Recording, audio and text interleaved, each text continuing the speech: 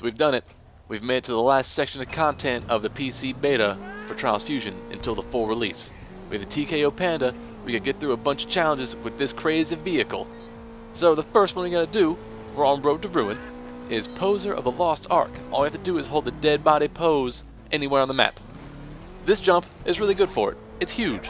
Dead body pose, hold down on the right trick, flip stick, rotate it to back, to up, to forward, and then just hold it, and you've got it. So there we go. That's pretty simple. And finish the track, there we go. Then we need to finish the track, just get some points. The next one, we gotta do Playmaker. Offer at least one football to the god of footballs. Or soccer, for the American people. So you just back up, and look at this. You get a cart full of balls. And like any time you got a bunch of balls, you don't want to lose them, because then you crash. So, start on the map, back up, watch a little explosion. That means you've got your basket full of balls. Now, same thing that was an issue with the last course that involved balls, is the balls have physics. So they're going to bounce around inside that container, and they're going to respond to anything in the environment. Luckily, whenever you activate this track, or at least this challenge, the track changes dynamically. So it gets rid of a lot of the big jumps that would cause you to lose everything instantly, and replaces it with, I want to say smooth, but they're not smooth curves. They have made them bumpy on purpose so you don't go flying down them. I learned that the hard way. You fly down the bumps, you lose the entire cargo. A lot of the challenge for this comes from these steeper ramps. Like, look, here you go. It's not smooth. See how this bridge? It's kind of bumpy. It's just so you don't go flying down it. But these steeper ramps, they have this. You end up with a situation where you can't fly over them, and you can't go slow. You gotta have this medium speed to pull the cart over smoothly. So it's kind of a slow to full acceleration of the ramp, and just landing smooth on the top to pull the basket over on like a smooth arch, so you don't lose any of the balls, because you run the issue of throwing the balls in front of you, which I've done a bunch of times. Even near the end of this run, I almost lose the balls. So,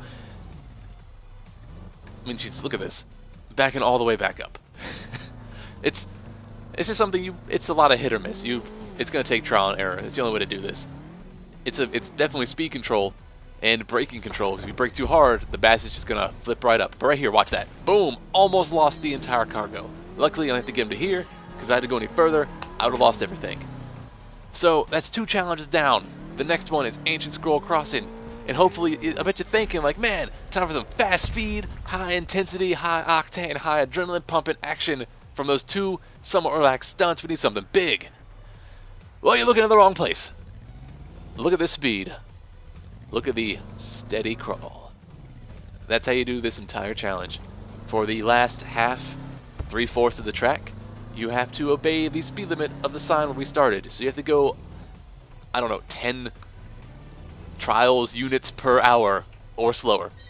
Luckily, they give you things to indicate if you're going too fast. You'll see a flash of blue on your back. You'll hear a sound indicator, like a weird little ding, if you start going too fast, and you'll get 1 or 2 slow ones, and then they'll progressively get more rapid if you're going a bit too quick.